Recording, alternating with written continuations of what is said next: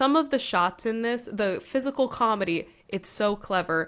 I love that it is the anti-Netflix style of filming.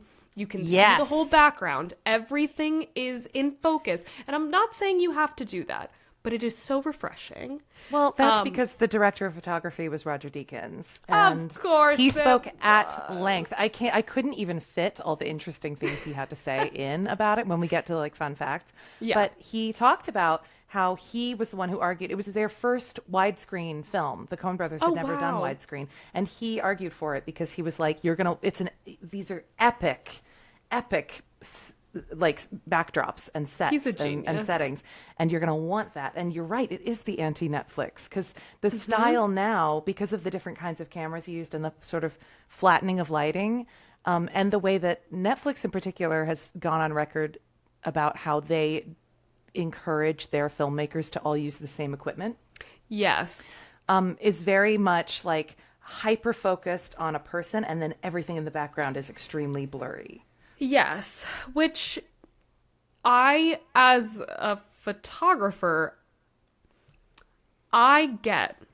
Yeah, why it you can do be that. very effective. I think it can also be a crutch in the same type of a way that a voiceover can be a crutch, which might sound weird. But the reason is because if you have something that's not super well thought out and planned and whatever, throw a voiceover on it, you understand. If you have a shot that isn't super technically, not technically, these people are still technically brilliant, but that isn't sort of created in the way that, a painting would be. Every piece of that painting needs to be seen.